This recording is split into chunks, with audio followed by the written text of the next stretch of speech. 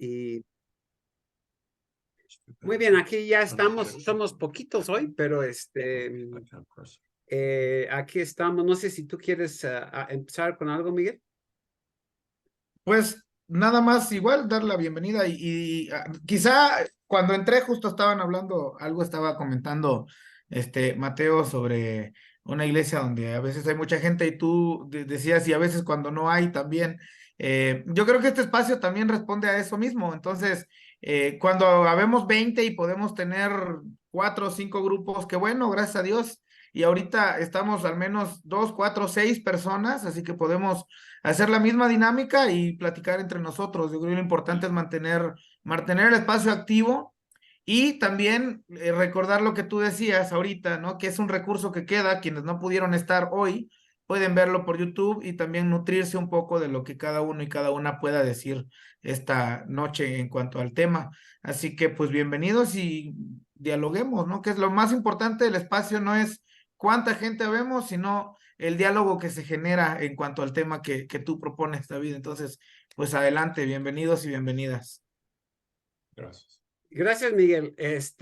Lo que quiero, bueno, hemos venido como trabajando muchos temas, relacionados con la cruz. También hemos, bueno, tocado temas de violencia, de historia, etcétera.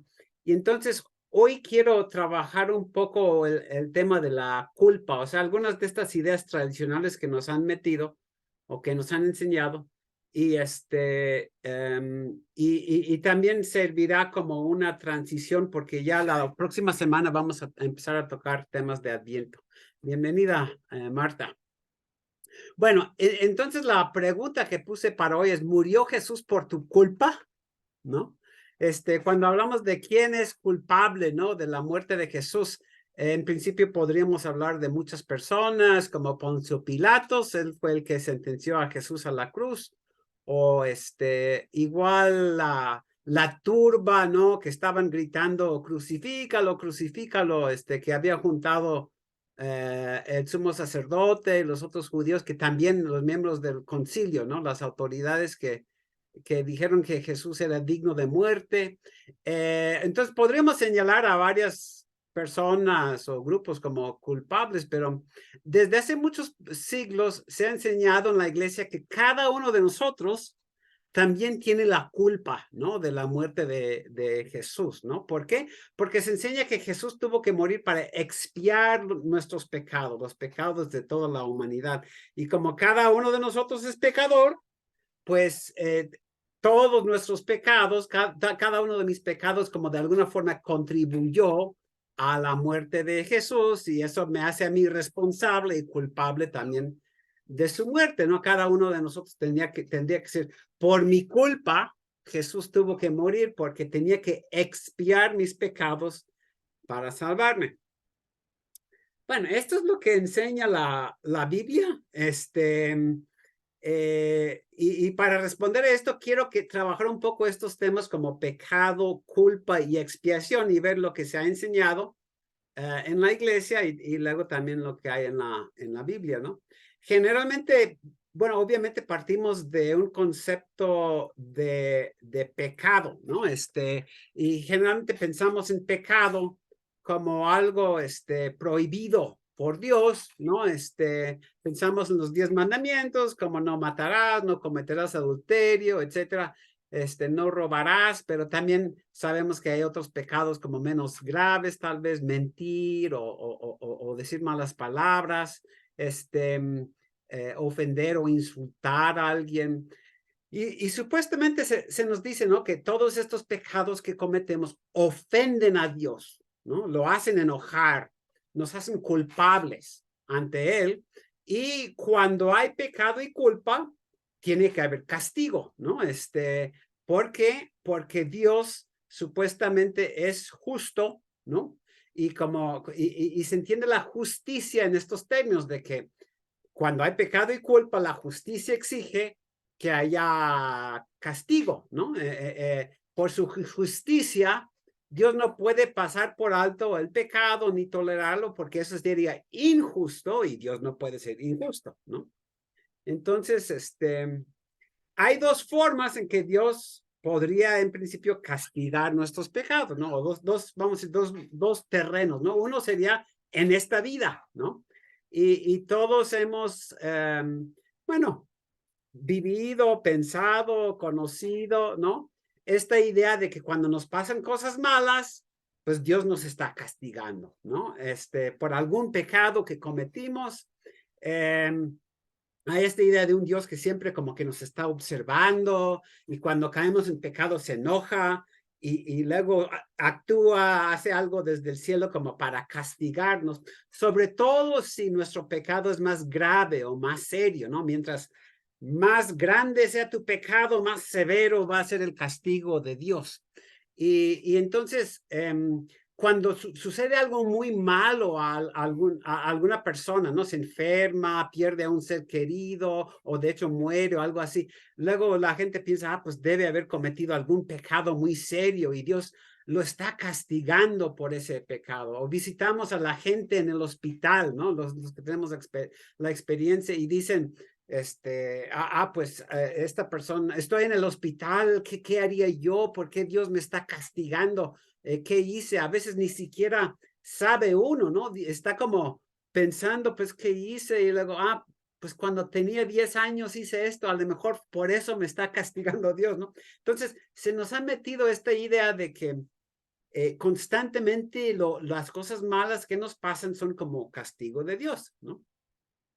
Y aún Dios, pues si quisiera perdonarnos, su justicia no lo permite, ¿no?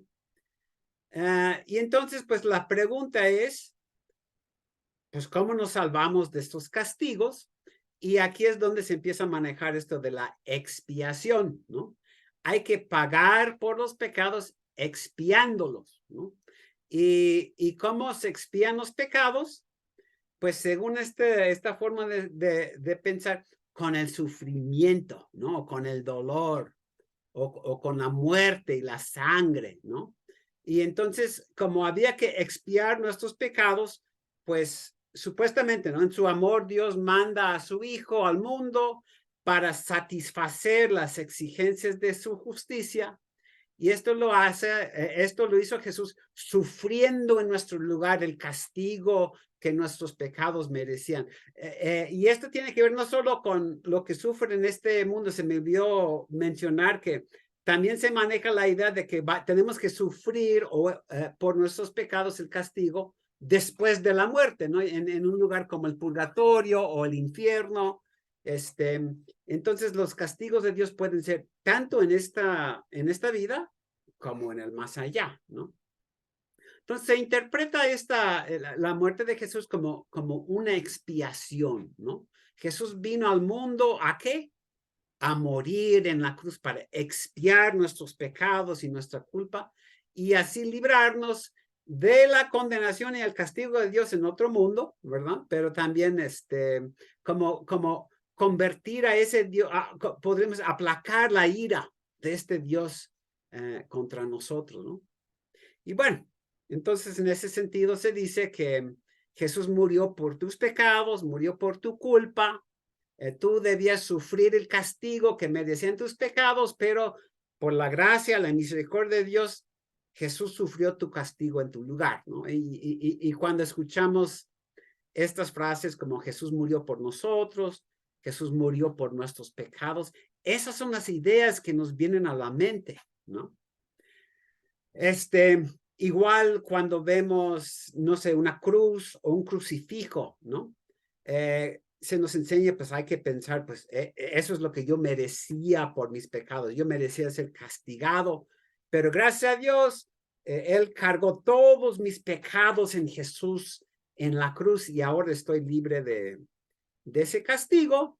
Y entonces también se nos enseña que debemos estar como muy agradecidos con Dios de que haya enviado a Jesús a morir en la cruz en nuestro lugar y pues debemos como cambiar nuestra vida en agradecimiento a esa salvación que nos dio Dios enviando a Jesús a morir para expiar nuestros pecados, ¿no? Pero al mismo tiempo se sigue enseñando que aparte de estar agradecido, tienes que seguir reconociendo tu culpa, ¿no? Tanto tu culpa pasado, ¿no? Seguir recordando, por tu culpa, Jesús tuvo que morir, y aunque llevó tu pecado en la cruz en el pasado, tú todavía tienes que cargar con tu culpa, reconociendo tus pecados, tienes que seguir cuidándote de no pecar, porque cuando pecas, luego tienes que confesar tus pecados y pedir perdón por ellos, ¿no? Creo que muchos de nosotros conocemos la misa católica en la que se dice, yo confieso ante Dios Todopoderoso y ante ustedes, hermanos, que he pecado mucho de pensamiento, palabra, obra y omisión. Y luego viene esta frase que se supone que uno inclusive a veces debe golpearse el pecho, ¿no? Por mi culpa, por mi culpa, por mi gran culpa, ¿no? Y luego, bueno, por eso ruego a Santa María, siempre Virgen, a los ángeles, los santos y a ustedes, hermanos, que intercedan por mí ante Dios nuestro Señor. No tenés esta idea de que sigo cargando mi culpa, ¿no? Porque sigo pecando y necesito la intercesión. Es interesante que en esta confesión no se menciona la cruz o Jesús, en parte porque como que Jesús expió ya los otros pecados del pasado, pero los que seguimos cometiendo, pues de alguna forma seguimos teniendo que expiar nuestras culpas, ¿no? Y también en la tradición luterana y protestante, seguimos con estas confesiones. Generalmente yo no he visto mucho que se maneje tanto lo de la culpa, pero sí pedimos perdón a Dios. Se nos dice que igual que Cristo pagó por nuestros pecados en la cruz y por eso Dios nos perdona, ya no estamos bajo su ira. Hay esta idea de, nuevamente muchas veces en nuestras iglesias, ¿no? De que en la cruz Jesús aplacó esa ira de Dios, nos salvó del castigo que merecíamos, ¿no? Pero bueno, uno se pregunta, si es así, ¿por qué seguimos cargando con nuestra culpa? Porque muchos de nosotros, pues seguimos sintiéndonos culpables, ¿no? Todavía hacemos cosas malas, cometemos pecados y por eso sentimos como que no estamos bien con Dios, que Dios sigue molesto, ¿no? Con nosotros, por lo menos en algunos momentos, ¿no? Y aparte de sentirnos culpables ante Dios, pues nos sentimos culpables ante los demás, ¿no? No he sido lo suficientemente bueno, ¿no? No he dado la talla. Tenía que haber hecho más, ¿no? Sigo fallándole a Dios y fallando a los demás. Sigo lastimando a los demás. Y así, ya sea por algo que hice o por algo que debía de haber hecho que no hice y seguimos con estos sentimientos de culpa, ¿no? No he sido una buena persona, no he sido un buen esposo o una buena esposa, no he sido un buen padre, una buena madre para mis hijos, o no he sido un buen hijo o una buena hija para mis padres, ¿verdad? No he hecho mi parte, no he hecho lo que me corresponda, lo que me corresponde, ¿no? Tenía que haber hecho más de lo que hice, ¿no? O tenía que hacer esto y no lo hice, ¿no? Y por eso, pues, seguimos sintiéndonos culpables, tanto ante Dios como ante los demás. O sea, seguimos como cargando con nuestra culpa, ¿no? Y como vimos hace rato, pues, ¿cómo se supone nos liberamos de la culpa, ¿no? Pues hay que expiarla. ¿Y cómo se expía la culpa? Pues sufriendo, ¿no? Y aquí volvemos a un tema que hemos estado viendo las últimas semanas, por medio de los sacrificios, ¿no? La entrega, el dolor, el sudor y la sangre. O sea, a veces hay que trabajar y hacer algo para liberarnos de esa culpa o simplemente sufrir, ¿no? Y entonces, por más que se diga que Cristo expió nuestros pecados en la cruz, nosotros sentimos que todavía tenemos que expiar nuestros propios pecados, los que seguimos cometiendo, pagando por el mal que hemos hecho, ¿no? Y a veces, ¿no? Nos ocurre, sobre todo los que trabajamos como pastores o pastoras con la gente, ¿no? que por más que se le diga a la gente que Dios te perdona tus pecados, tu culpa, gracias a Jesús y su muerte o su sangre, todavía la gente no se puede perdonar a sí misma, ¿no? Por más que se diga que Jesús cargó con nuestra culpa, pues muchos de nosotros seguimos cargando con esa culpa todos los días, ¿no? Tenemos, bueno, estos sentimientos de culpa que nos pesan, ¿no? Bueno, podemos ser algunos de nosotros, ¿no? Porque también todos conocemos gente que dice, no, pues yo no me siento culpable de nada, ¿no?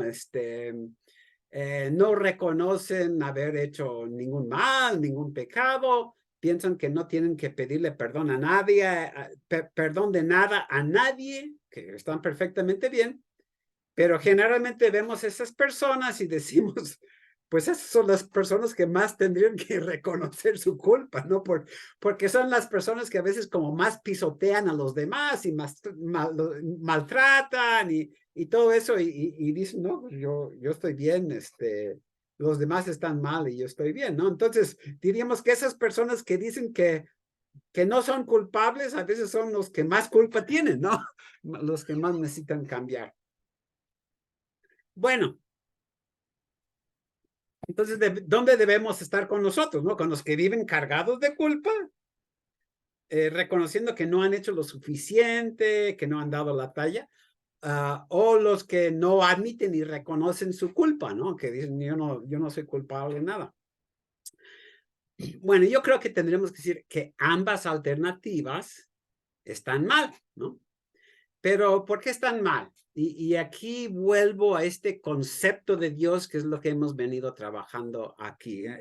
El Dios de la Biblia y el Dios de Jesús no es un Dios que simplemente nos impone y prohíbe cosas por gusto, ¿no? Porque muchas veces se entiende el pecado así como que Dios nada más nos dice, no hagas esto porque no me gusta, o haz esto porque esto sí me gusta, como si fuera una cuestión como de gusto o de inclusive de caprichos de Dios, ¿no? Quiero que hagas esto y no hagas lo otro, ¿no? O un Dios que lo que quiere es siervos, gente que lo adore, que glorifique, que lo honre, como que le obedezca, pero por él, ¿no? En lugar de preocuparse por uno, se preocupa como por él, ¿no? Como si fuera un Dios egoísta o ególatra, que quiere, pues nada más que todos se sometan a él y hagan lo que él diga por obligación, ¿no? O a veces se nos habla de este Dios que está más preocupado por su santidad y su justicia que por nosotros, ¿no? Como si lo importante para este Dios fuera como mantenerse lejos de todos los pecadores, ¿no? Y asegurar que cualquier ofensa o violación de su ley queda castigada, ¿no? Ahora, para mí el problema es ese concepto de Dios, ¿no? Y cuando veo a Jesús y leo la Biblia, veo un Dios diferente, un Dios que lo que le preocupa no es su justicia, es su santidad, lo que le preocupa somos nosotros, ¿no?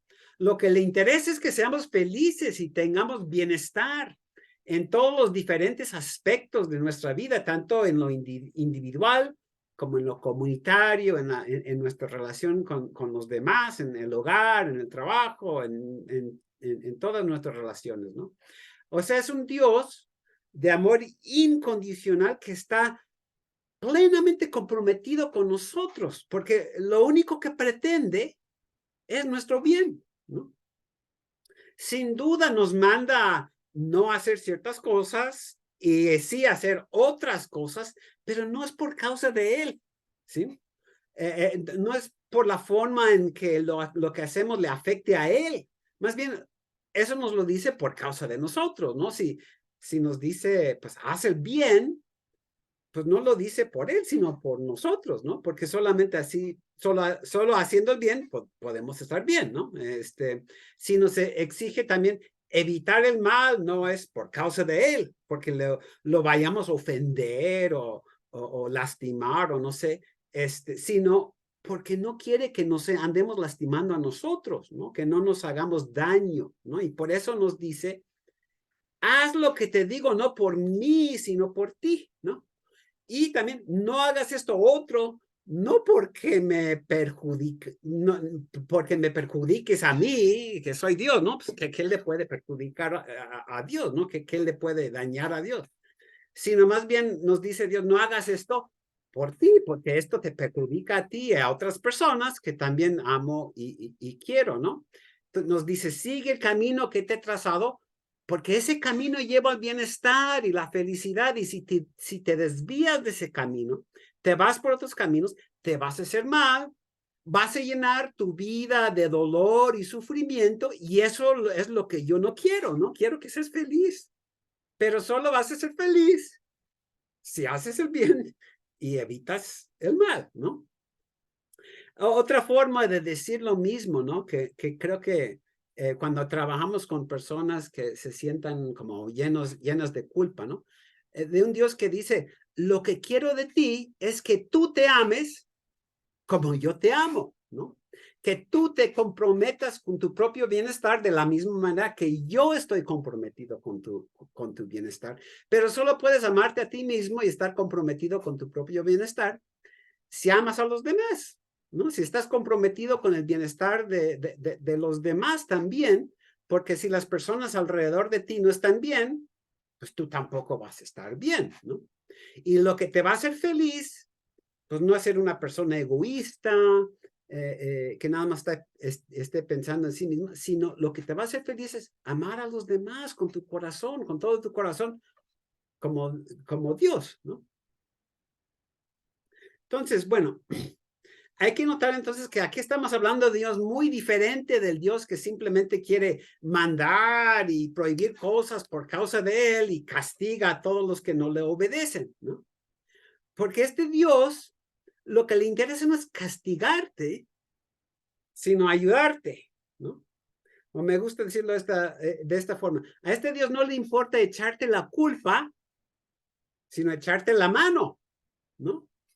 Por eso si te tropiezas, si haces algo malo, indebido, en un primer momento no se enoja contigo, sino que te dice con amor, oye, eso no es bueno para ti ni para los demás, no hagas eso, pero porque no te conviene, ¿no?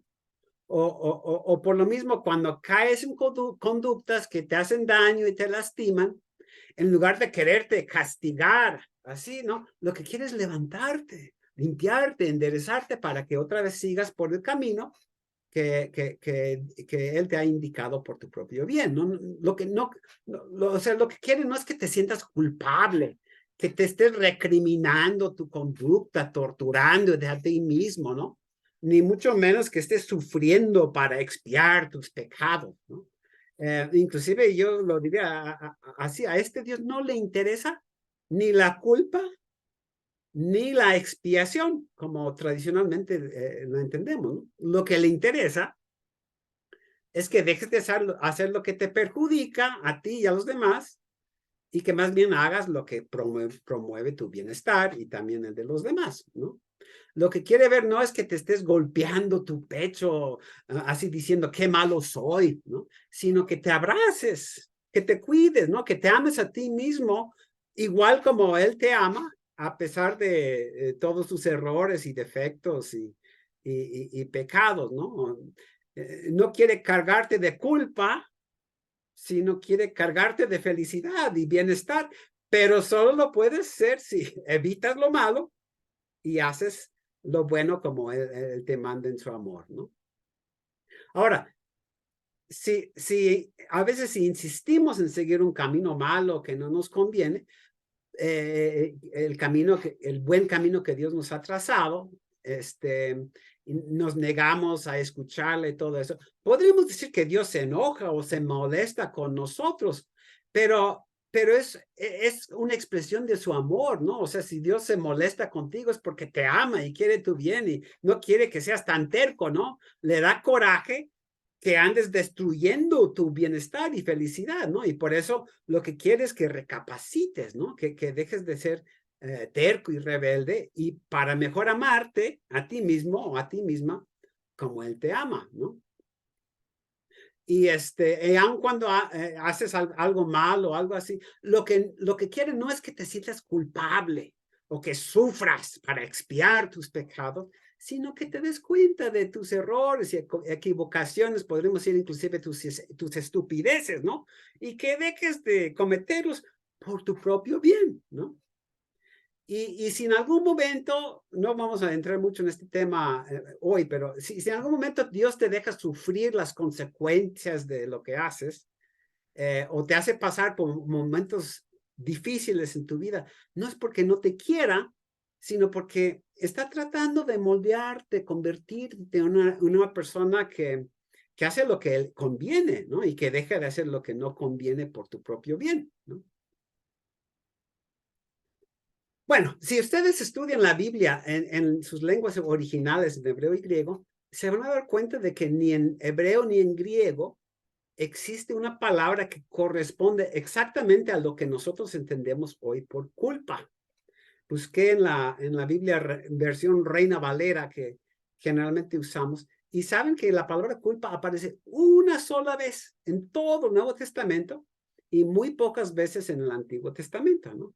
Y aún en los pasajes donde aparece, más bien significa una falta, y no como un sentimiento o un estado, ¿no? Después de haber hecho algo malo, ¿no? La palabra culpable aparece, pero significa más como responsable, ¿no? Y otra palabra que casi no aparece en el Nuevo Testamento es expiar o expiación, ¿no? Sí es un concepto bíblico expiar, pero expiar originalmente significa lavar, limpiar o purificar, ¿no? Entonces, cuando se habla de expiar pecados y faltas, lo que se tiene en mente es lavarlos o limpiarlos en el sentido de quitarlos de tu vida, ¿no? Eliminarlos, dejar las conductas malas para seguir el bien. Entonces, la expiación tiene que ver con purificación de tu vida, de tu corazón, etcétera, de quitar todo lo malo, lo dañino, lo tóxico, ¿no? Esa es la clase de expiación que Dios quiere porque nos ama, ¿no? Lo que quiere no es que nos sintamos culpables, que suframos, sino que dejemos a un lado lo que nos lastima y nos perjudica para hacer lo que nos conviene, ¿no? Y entonces, según esta idea, envía a su hijo, sí, para expiar pecados, pero solo en este sentido de como quitar todo ese mal, todo eso tóxico de nuestras vidas y darnos un nuevo corazón, una nueva forma de pensar y vivir. Y no es su cruz en sí, ni su sangre lo que logra eso, ¿no? Lo que hemos venido trabajando estas semanas es que Jesús viene a formar esta comunidad alternativa en una comunidad en la que se diga sí a lo que es bueno para nosotros y no a lo que destruye nuestro bienestar y paz y felicidad. Y entonces, si Jesús acaba en una cruz, fue por sus esfuerzos por salvarnos nosotros mismos, ¿no? De nuestras conductas destructivas, haciéndonos como parte de esta comunidad, ¿no? Y como vimos, estos esfuerzos por conformar una comunidad alternativa donde pudiéramos tener esta expiación o transformación, pues lo llevó a la muerte porque eso produjo conflictos y enfrentamientos y entonces nos echó para atrás, ¿no? Bueno, para terminar, entonces, ¿qué diríamos? ¿Murió Jesús por tu culpa? No hay ningún pasaje de la Biblia que hable en esos términos. Sí se dice que murió por ti y por tus pecados, pero ese tema lo voy a trabajar un poco más la próxima semana, pero eso no es lo que muchas veces se nos ha enseñado, ¿no? Dio su vida para generar esta comunidad alternativa en la que pudiéramos ser salvados de nuestros pecados, nuestras maldades, nuestras conductas destructivas, de esas formas de pensar y vivir que nos lastiman y nos hacen daño, ¿no? Entonces, cuando el Nuevo Testamento dice que Él es la expiación por nuestros pecados, eso es lo que quiere decir, que nos quita y nos limpia todas esas cosas de nuestra vida, ¿no? Y cuando decimos que Jesús murió por nosotros, esa es la idea, ¿no? Su idea era formar esta comunidad donde pudiéramos ser limpiados y lavados y purificados de todas estas cosas malas en nuestra vida que nos hacen daño salvarnos, como dije, de nosotros mismos, ¿no? Y eso es lo que le interesa a Dios y a Jesús, ¿no? Al Dios que Jesús proclamó. Bueno, ahí termino. Miguel Ángel va a dar una de las reacciones. No sé si sí llegó, creo que Roberto también nos va a ayudar. Muy bien, vamos a escuchar primero a Miguel Ángel y después a Roberto. Muchas gracias, David, y muy interesante, sobre todo muy retador la exposición, ¿no? Voy a comentar algunas cosas. Ahora sí, aludiendo a lo que estaban hablando Mateo y David al principio, esperando que el Espíritu Santo esté trabajando, porque no tuve como oportunidad esta vez. Normalmente tenemos como esta oportunidad de leer antes, yo lo recibí antes obviamente, pero no tuve tiempo de leerlo, entonces más bien la reacción va a ser realmente una reacción de este momento, ¿no? Me llama la atención muchas cosas, pero quizá lo primero que yo podría comentar es lo que mencionaba justamente David, como estos pecados, como las ofensas, ¿no? A Dios. Y ahí retomar un poquito quizá lo que mencionábamos en la reunión pasada, cómo nuestra construcción social también nos hace fabricarnos un Dios que actúa como nosotros actuamos en lugar de nosotros actuar como Dios quiere que actuemos, ¿no? O sea, nuestras reacciones corresponden también a cómo nosotros nos imaginamos a Dios. Pensamos que Dios va a actuar como como a nosotros nos han enseñado a actuar. Entonces, lo que me ofende a mí es lo que asumo yo que ofende a Dios también. Y eso se vuelve un poco como personal, como individual, ¿no? Por eso mismo pensamos también que las consecuencias del pecado o el sufrimiento que tenemos son consecuencia de nuestro pecado, porque normalmente quienes somos papás o mamás, a veces tenemos esa actitud, ¿no? Esto te pasó por haber hecho esto. Entonces pensamos que Dios actúa de la misma manera, ¿no? Si estás así es porque no, porque tú hiciste algo malo y ahora tienes que pagar, ¿no? Entonces, esa primera parte a mí me remite otra vez a esta idea de cuántas veces nosotros hemos construido un Dios a nuestro modo, ¿no? En vez de tratar de descubrir qué es lo que Dios nos quiere decir a todos y todas, tratamos de hacer que Dios diga lo que yo quiero que diga o que reaccione como yo quiero que reaccione. Y entonces, si yo lo que quiero es desquitarme de mi enemigo, entonces yo le pido a Dios que se desquite, que lo destruya y todo esto, ¿no? Sin embargo, eh, cuando yo platico con los pequeños y pequeñas para primera comunión, hago mucho énfasis en que los pecados que se mencionan, por ejemplo, en los 10 mandamientos, normalmente son pecados que nos afectan a nosotros, como decía David, y a quienes nos rodean, ¿no? Y siempre centramos el tema en decir, a ver, si yo miento, primero me estoy haciendo daño a mí mismo porque estoy perdiendo credibilidad con los demás, pero también estoy dañando a la persona a la quien le estoy mintiendo. Si yo robo, si yo mato, si yo golpeo, no es que eso le ofenda a Dios como tal, obviamente le ofende, pero le ofende porque nos hacemos daños a nosotros mismos y a los demás también y a las demás, ¿no? Y en ese sentido, hay una frase que decimos a veces muy a la ligera que es amar a Dios, amarás a tu prójimo como a ti mismo. Y a veces se nos olvida esa parte, ¿no? El mensaje de Dios no solo es hacia afuera, es también hacia nosotros mismos. A Dios le preocupa que nos amemos y quiere que nos amemos también, como decía David, ¿no? Entonces, en ese sentido, los pecados a veces tienen que ver más con una cuestión hacia lo que hacemos hacia nosotros mismos y hacia los demás y las demás, que lo que supuestamente estamos haciendo en contra de Dios. Y ahí quisiera retomar, por ejemplo, lo que denunciaban como pecado los profetas, ¿no? A mí me gusta el capítulo 8, por ejemplo, de Amós, y lo busqué aquí para no inventármelo, cuando el profeta Amós dice, ustedes esperan las fiestas, ahorita lo voy a mencionar, dice, haré que el sol se...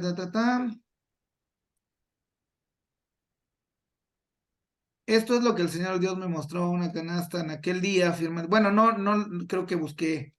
¿Cuándo pasará la fiesta de la luna nueva para que podamos vender el grano o el día de reposo para que pongamos a la venta el trigo. Ustedes buscan achicar la medida y aumentar el precio, falsear las balanzas y vender los desechos del grano, comprar al desvalido por dinero y al necesitado por un par de sandalias. Eso es un poco lo que Amós decía de lo que ofende a Dios, ¿no? Y no habla de algo individual, habla de lo que ellos y ellas hacen hacia los demás, el aprovecharse de la posición que tienen para vender más caro, para comprar la voluntad de los demás con dádivas, y también lo que dice Isaías en el capítulo 58, ¿no? Esta parte de el ayuno que agrada a Dios, ¿no?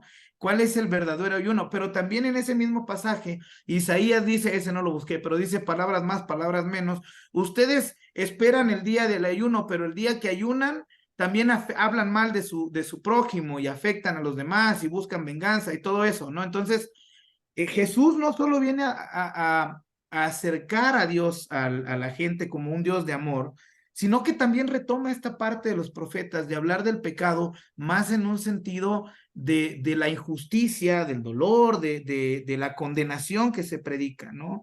Esta idea de expiar y sufrir para aclamar, para acallar la ira de Dios, ¿no?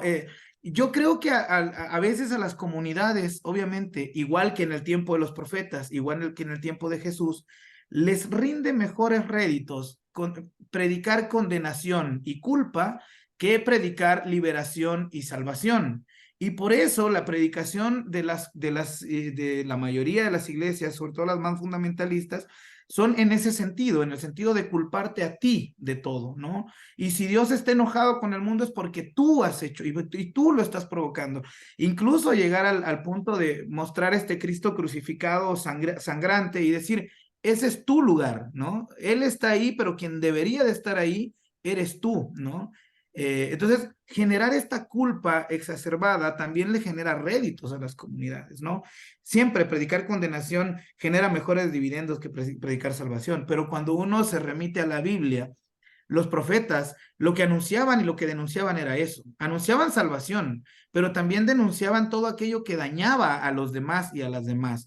No es el ayuno que agrada a Dios el anunciar libertad a los presos, dar vista a los ciegos, ayudar a los oprimidos, socorrer a las viudas y a los huérfanos. Entonces hay como una idea muy clara desde los profetas y que retoma Jesús de cuál es el pecado al que se refiere la Biblia, ¿no? En ese mismo sentido también, están aquellos que no reconocen su culpa porque también reconocen o ubican la culpa como algo personal y no se ubican dentro de los indiferentes y dentro de los que cometen injusticias o opresión, no reconocen o no reconocemos a veces que caemos en ese mismo juego de un sistema social que nos ha dividido por clases, por colores, por condición económica, y eso nos desvía y nos hace sentirnos mejor que los demás, ¿no? Y no reconocer nuestras culpas. David mencionaba lo de las liturgias al principio, y tomando eso como referencia en el culto centroamericano, específicamente el salvadoreño, la confesión de los pecados a la que hacía alusión David en su plática, en su diálogo, tiene esta sensación de por mi culpa, ¿no? Por lo que he hecho y lo que he dejado de hacer y todo eso. A mí me gusta mucho la confesión del culto luterano salvadoreño, porque lo que dice es, confesamos que no hemos sido justos ni sinceros contigo y con nuestros hermanos. El pecado y la injusticia se han apoderado de nuestras vidas, ¿no? El reconocer que a veces nos dejamos invadir por la injusticia y terminamos haciendo cosas que son injustas para los demás. Dice también, no escuchamos tu voz en el sufrimiento y en el dolor de nuestros pueblos. Nos hemos vuelto insensibles e indiferentes al clamor y a la angustia en que viven tus hijos e hijas. No hemos llevado la buena noticia a los más necesitados, no hemos anunciado libertad a los presos, y lo mismo que dice Isaías. Esa es más o menos la dinámica de confesión que tenemos también en las otras que tenemos en el libro de liturgia. Y esas confesiones aluden mucho más a un pecado estructural que a un pecado personal, ¿no? Y retoman esta idea de que los pecados de los que hablamos cuando hablamos del reino de Dios son los que nos afectan a nosotros y a los demás. En ese sentido, este Dios de no hagas esto o este Dios de haz esto para agradarme no cabe en esta dinámica, ¿no? Porque lo que nosotros encontramos es no nuestra culpa, sino nuestras responsabilidades en lo que está sucediendo alrededor y reconocer cuando no estamos actuando de acuerdo a esos sí que nos menciona David desde la primera plática, y cuando estamos más bien, estamos del lado de esos no, del no hacer esto y estamos haciéndolo, ¿no?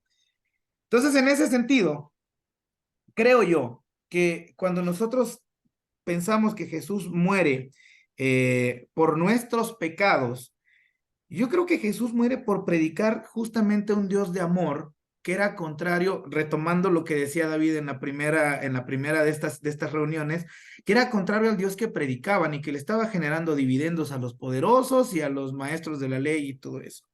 Predicar un Dios de amor y ubicar los pecados que están en esa cruz, no como mi culpa, sino los pecados justamente que estaba mencionando, la injusticia, la opresión, el juzgamiento a los demás, el rechazo. Eso es lo que está representando. Esos pecados, creo yo, son los que están representados en la cruz, ¿no? Esos son los pecados con los que carga Jesús y que está dispuesto a cargarlos para justamente cambiar todo eso. Volviendo a la primera reunión, Jesús muere por denunciar, igual que los profetas, ¿no? Por denunciar opresión, injusticia, abuso de poder, indiferencia ante la situación de los demás. Esos pecados son los que podemos ver también reflejados en la cruz de Jesús, ¿no? Y obviamente hay que reflexionar, creo yo, cuánto de eso nos corresponde a nosotros también, que no significa que esté ahí por mi culpa, pero sí significa reflexionar sobre todo eso que llevó a Jesús ahí, ¿está presente ahora o no? Y cómo estoy reaccionando yo a eso, ¿no? En la Biblia, como bien decía David, perdón, ya te subí de nivel, David. Como bien decía David, Jesús cargó no con nuestra culpa, sino con nuestros pecados. Y eso es interesante como tenerlo bien claro, ¿no? Todos esos pecados que están en nuestra sociedad son los que carga Jesús, ¿no? Y Jesús se enfrenta al Dios tirano en esa cruz. Jesús se enfrenta a la injusticia, a los oídos sordos del clamor del pueblo, los enfrenta en esa cruz, pero en esa misma cruz, Jesús también está cerca del Dios de amor que predicó durante toda su vida. Tan cerca que yo no puedo concebir que alguien le diga a alguien, en tus manos encomiendo mi espíritu, si le estoy hablando a un tirano o a alguien que me va a castigar. Estoy entregando mi espíritu a alguien que lo va a recibir con amor. Entonces ahí está esta confrontación entre el Dios opresor que lleva a Jesús a la cruz y el Dios de amor que le está acompañando en todo ese dolor, ¿no? Para terminar, creo que también cuando uno reconoce esta culpa, como quizá lo hicieron, no quiero decirlo porque no está en la Biblia, pero como quizá lo hicieron quienes estuvieron presentes en ese momento, tienen un cambio rotundo, ¿no? Los discípulos y discípulas de Jesús, después de vivir por todo, pasar por todo ese tema de la cruz, tienen un cambio sustancial y entienden los pecados de una manera diferente. No se van cargados de culpa, se van liberados, como decía David, de esos pecados, y entonces tratan de continuar siendo congruentes con lo que Jesús enseña en su amor hasta la cruz, ¿no? Y entonces generan estas comunidades alternativas que tienen todos estos valores del sí que mencionaba David, del amor al prójimo, del acompañamiento comunitario, del poner todo en común, porque en la cruz ellos son liberados de este otro pecado de la culpa y entonces son libres para poder actuar en consecuencia al amor que Jesús demostró o demuestra en la cruz. Eso no significa que no nos vamos a volver a equivocar. Obviamente seguimos cayéndonos y seguimos haciendo cosas que quizá no son del agrado de Dios, pero entonces lo entendemos de otra manera. Ese no es el pecado.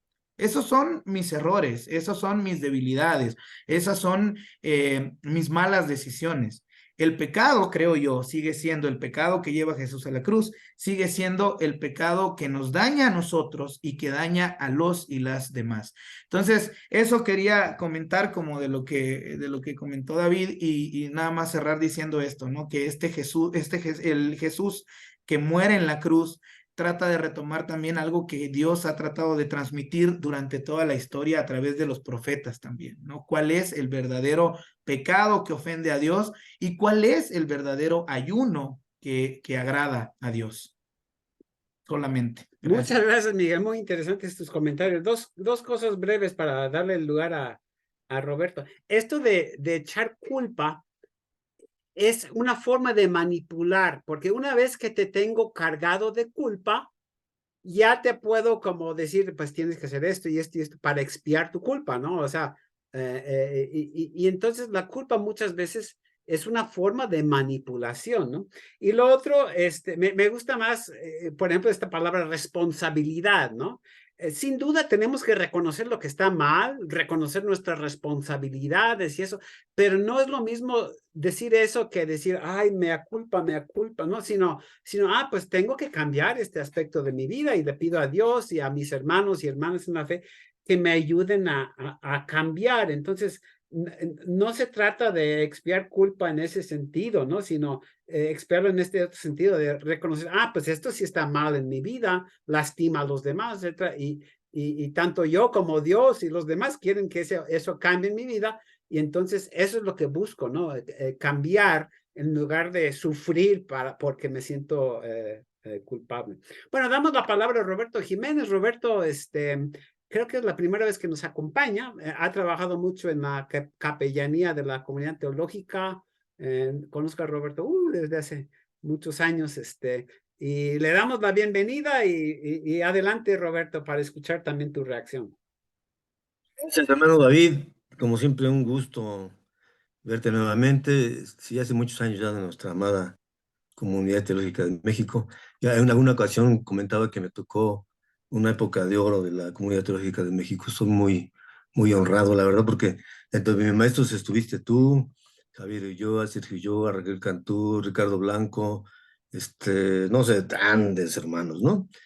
Entonces, Hugo Gallardo, ahora que me ha invitado, por cuestiones de trabajo, pero ahora ya obtengo nuevamente mi independencia en el trabajo. Estaba en una empresa ahí al 100% y bueno, nos quita un poco de tiempo, pero un gusto, un gusto. Pues a mí esto de la cruz recuerdo hace ya muchos años a un amigo cuyo tío eh, estuvo en la terna ahí de cuando estaba el Papa, eh, ay, no recuerdo el nombre, el Papa anterior, que vino a México varias veces, se me fue el nombre ahorita. Juan Pablo. Sí, de Juan Pablo. No quedó en esa terna él por cuestiones de algunos votos, pero bueno, estoy hablando de una familia con una rica tradición cristiana católica, ¿no? Y él en una ocasión me vio a mí una cruz. A mí me gusta siempre cargar una cruz, desde niño lo hago. Y él me decía, ¿cómo es posible que tú eh, cargues una cruz cuando la cruz representa un instrumento de tormento, de sufrimiento, de muerte, de alguien en el que tú crees? Y él me decía con una analogía, es como si a un familiar de nosotros, a un ser muy querido, lo mata con una pistola, huye el asesino y la pistola queda tirada y yo llego y agarro la pistola y la pongo en mi sala, ¿no? No es lo mismo lo que tú estás haciendo, me decía. Y creo yo que tiene que ver mucho, David, con lo que tú nos compartes esto, de cómo veo la cruz, ¿no? Como un instrumento de tormento, de dolor, de sufrimiento, de muerte, de sangre, donde se derramó sangre, del justo por los injustos, ¿no? Así lo veo. O veo la cruz como un instrumento de gracia, ¿no? La gracia de Dios. La cruz como algo que representa el amor de Dios en su parte más profunda. La salvación, la sanidad, la felicidad para las personas. En nuestra tradición judeocristiana creo yo que debemos de ver la cruz de esa manera, ¿no? La victoria del Señor, la victoria de Jesús sobre el mal, sobre el pecado, sobre la muerte, ¿no? Rescatando de esa manera a la humanidad. Y veo, por ejemplo, en Hebreos 10:10, ¿no? Dice así el Señor en su palabra: somos santificados mediante el sacrificio del cuerpo de Jesucristo, ofrecido una vez y para siempre. En otras versiones encontré que dice ofrenda, mediante la ofrenda del cuerpo de Jesús. El domingo pasado, dentro de nuestro calendario litúrgico, pues hablamos de Mateo, ¿no? Desde el juicio de las naciones, donde dice Jesús: yo tuve hambre, me diste de comer, tuve sed, me diste de beber, fui forastero, me recibiste, estuve desnudo, me vestiste, estuve enfermo, viniste a mí, estuve en la cárcel, me visitaste. Las necesidades más elementales que tenemos como personas, como ser humano. Y entonces dice que el mayor pecado que tenemos nosotros como creyentes es si sabemos hacer el bien y no lo hacemos. Eso es un pecado. No es que vayamos al cine, que bailemos, que nos tomemos la cerveza. No, el mayor pecado es que sabiendo hacer el bien no lo hacemos. Cerramos nuestro corazón. Y debemos de entender que el cargar la cruz entre dos es más fácil, es más ligera. De gracia hemos recibido, de gracia debemos dar con los demás. Prestarles nuestra voz, apoyarles en sus necesidades más básicas. Para mí la cruz es eso. Creo yo que me quedo con eso de la ofrenda de Jesús, ¿no? Porque sí, obviamente fue un instrumento de sacrificio, pero en Hebreos, perdón, en Colosenses también dicen, ¿no? Que Jesús con los brazos abiertos, Jesús crucificado, exhibió públicamente a los principados de maldad, a las potestades de maldad, a Satanás, y los venció en la cruz. Jesús con los brazos abiertos nos está diciendo: eres libre del pecado. Entonces, yo para concluir, David, no sé, ¿creemos en un Dios? A mí cuando me dicen, ¿crees en Dios? Yo la verdad que me tomo mis reservas porque puedo decir, a lo mejor en el Dios que yo creo, no es en el Padre de nuestro Señor Jesucristo. Creo en un Dios hecho a mi necesidad, a lo que yo en ese momento quiero, a quien le estoy compartiendo le doy un Dios a su medida. Tengamos mucho cuidado. Yo prefiero 1000 veces decir, yo confío en Dios. En un Dios de gracia, de misericordia, de bondad, de amor, de justicia, de paz. Que sí nos confronta en la cruz, que sí nos confronta con su palabra, pero finalmente nos termina edificando. La cruz está vacía. Yo, como le decía a aquel amigo, la cruz está vacía, el sepulcro está vacío. ¿Por qué? Porque no pudieron vencer a nuestro Señor Jesucristo.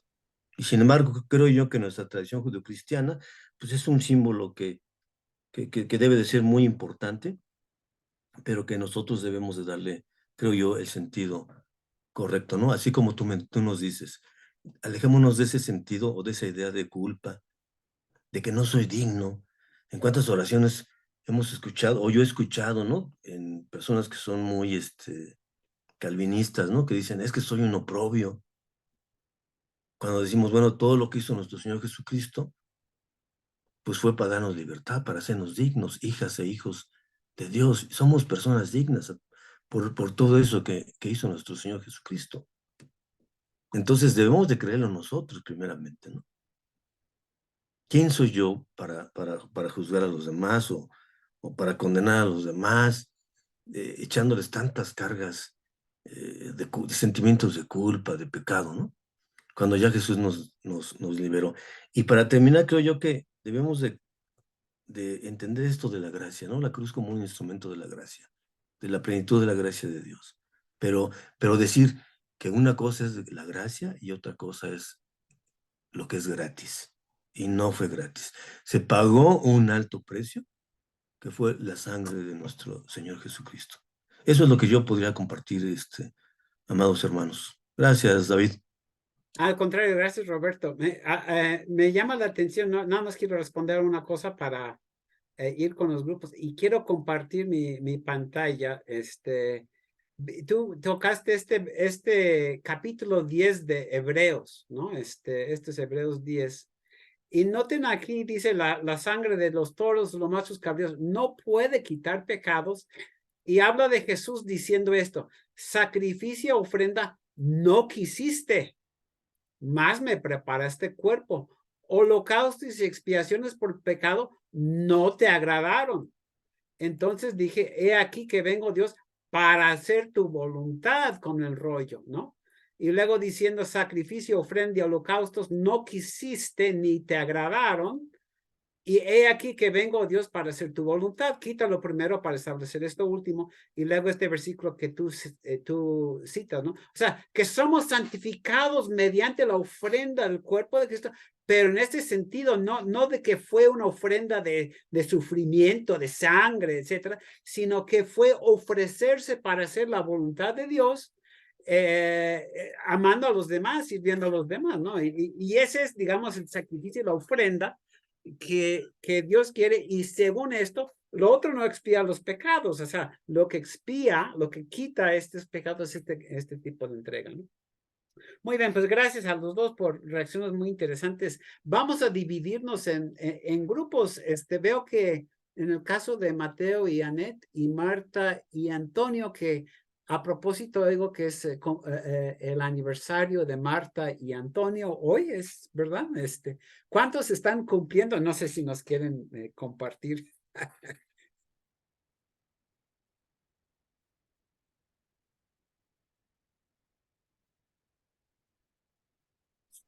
Ah, sí. 55 años, 55, ¿eh? parecen 55 minutos. Oh, qué tierno todavía, Antonio. Fue ayer.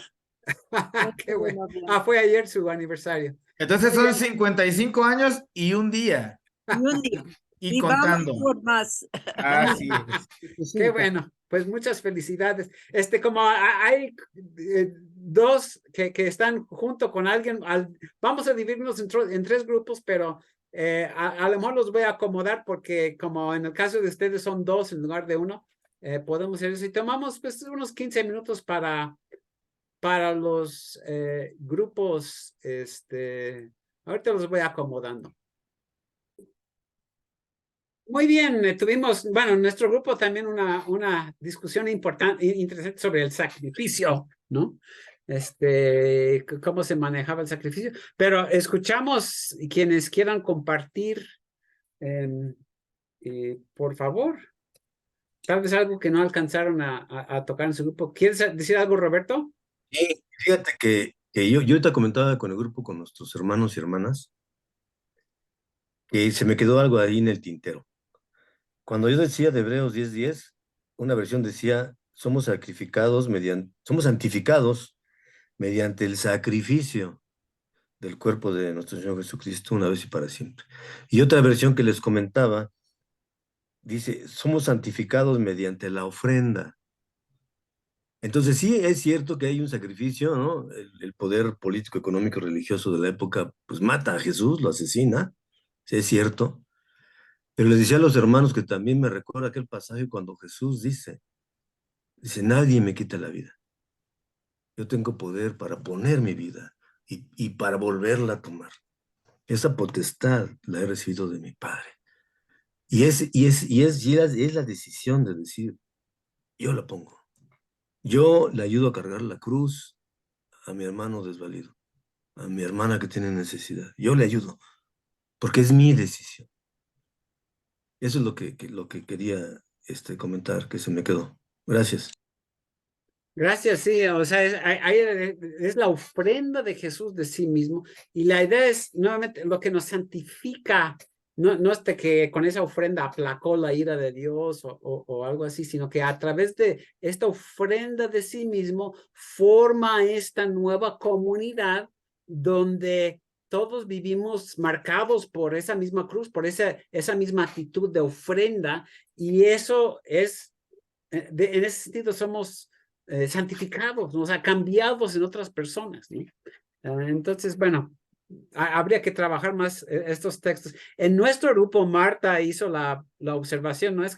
Pues es que a mí bueno, estoy parafraseando, ¿no? O sea, me metieron muchas de estas cosas siempre, ¿no? Cuando en la iglesia y todo desde niño, ¿no? Que uno tiene, y precisamente eso es lo que hay que ver, ¿no? O sea, a lo mejor ya es hora de cuestionar muchas de estas cosas que a mí también me enseñaron de niño en la iglesia, ¿no? Y por eso estas reacciones. Miguel. Sí, gracias. Bueno, estuvo bien rico el diálogo. en el grupo. La verdad es que les comentaba yo a Mateo, a Ned, a Roberto y a Alfredo que una de las cosas bonitas es escucharnos y aprender de cómo están viendo los temas los y las demás, ¿no? Eso es maravilloso. Pero justo en lo que mencionabas, David, y creo que eso me estaba preguntando yo, porque hay un canto, bueno, hay muchos que me gustan mucho, pero hay un canto específicamente que me gusta un montón, pero que dentro de la letra, por ejemplo, habla de eso, de que con su sangre él aplacó la ira del Señor, ¿no? Entonces, es algo y me recuerda mucho a Nicodemo, cuando Nicodemo se cuestiona todo lo que ha aprendido y va con Jesús y le dice, ¿qué tengo que hacer? ¿No? Y él le dice, tienes que nacer de nuevo. Toda esta parte de reconstruir la narrativa del Dios, ¿no? Yo creo que el tema del sacrificio es un tema que a lo mejor podríamos ahondar mucho más, porque justamente la cuestión sacrificial sí responde a la idea de un Dios iracundo en cualquier contexto, o sea, en cualquier cultura y en cualquier cosmovisión. El sacrificio es una ofrenda de sangre hacia un Dios que está iracundo y que es la única manera de parar esa ira, ¿no? Entonces, creo que eso que hemos aprendido durante toda nuestra vida cristiana, también nos cuesta mucho deconstruirla, ¿no? Y verla desde otra perspectiva. Pero justo también, y en esta parte cíclica, creo que ese es el reto que tenemos, porque si uno revisa, es justamente lo mismo que pasa en las eras bíblicas.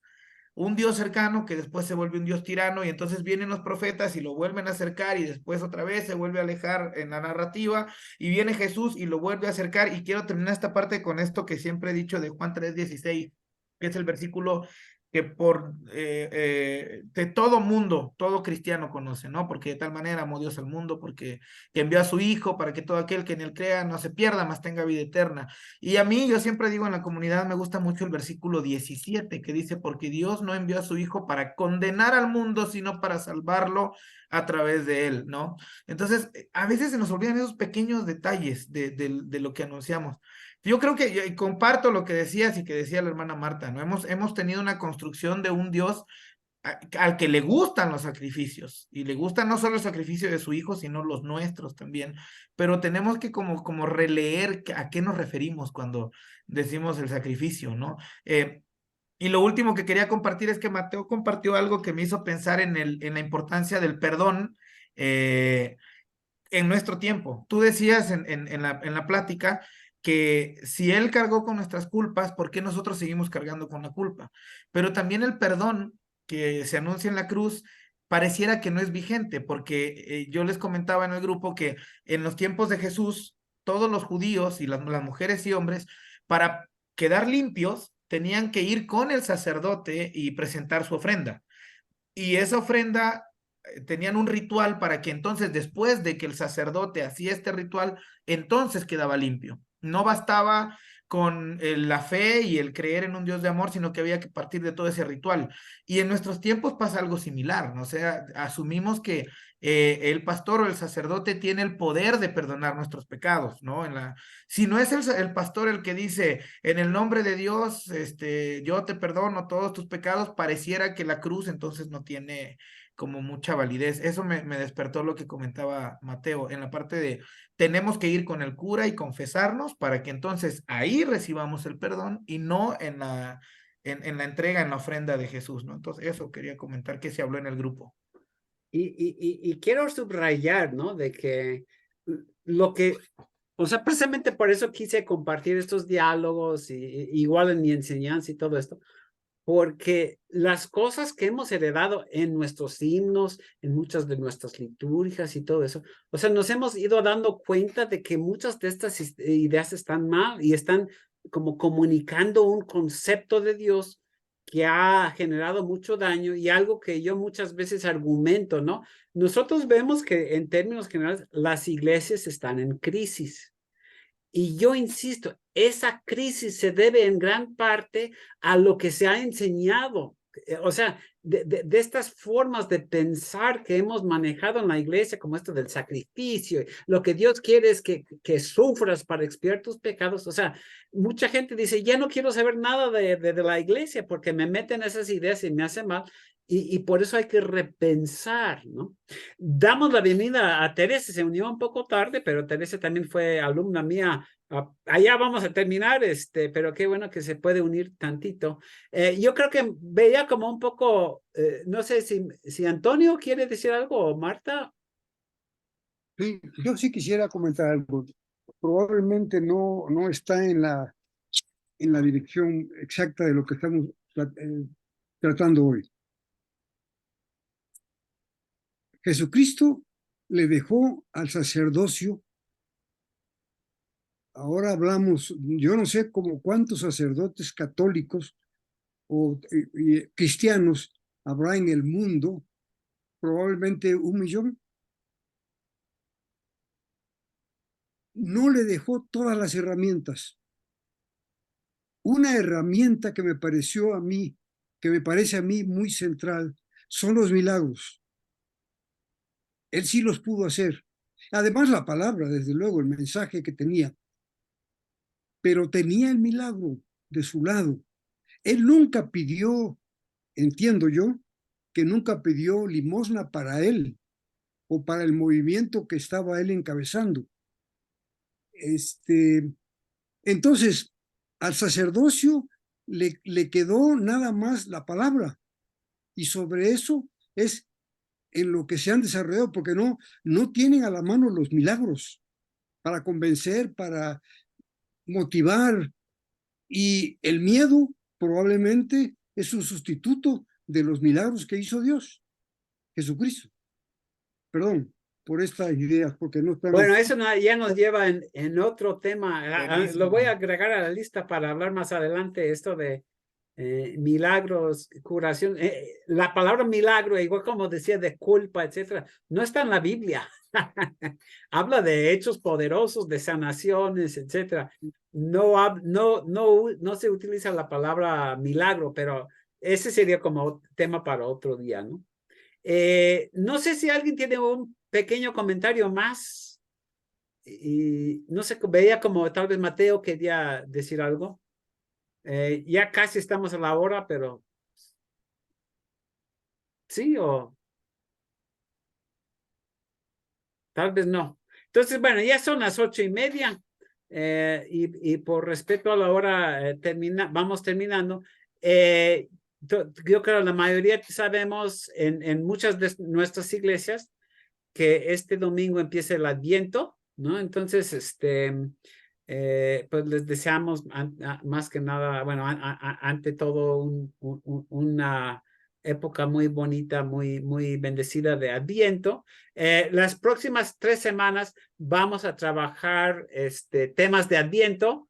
Pueden ver la lista que compartí. La próxima semana vamos a trabajar precisamente esto de que el nombre de Jesús, ¿se acuerdan cuando Dios se le aparece a José en un sueño en Mateo 1 y le dice, llamará su nombre Jesús porque él salvará al pueblo de sus pecados? Entonces, aquí vamos a seguir trabajando un poquito este tema. Luego, la siguiente semana vamos a trabajar la cuestión de la masacre de los inocentes, ¿no? Y ver, bueno, ¿por qué se da eso? ¿Cómo se va manejando también las mismas cosas de que los inocentes tienen que morir para mantener a alguien en el poder, etcétera?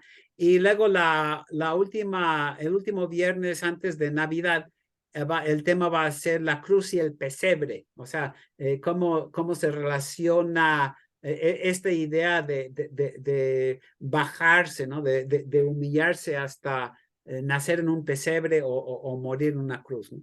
Entonces, lo que trabajaremos, los esperamos para las siguientes semanas, aunque sabemos que luego diciembre es muy ocupado para muchas personas, pero gracias. Y paso la palabra a Miguel para terminar. No, pues nada más eso, agradecerles y recordarles siempre que el espacio es abierto, que si ustedes quieren invitar a alguna persona que crean que disfrute de estos diálogos, así como lo hacemos nosotros, pues por favor háganles llegar el link. Y también invitarles a la parte de las reacciones, ¿no?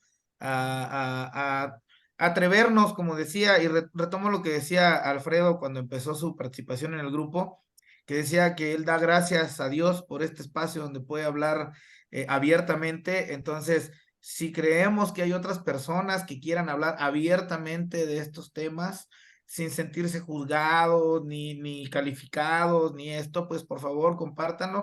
Y también que nos atrevamos a esta parte de las reacciones, ¿no? Entonces, pues muchas gracias a todos y todas y que tengan un feliz domingo de Adviento y lleno de mucha bendición. Gracias. Gracias. Buenas Gracias, buenas noches. noches. Todos. Gracias, hermanos. Gracias, profe.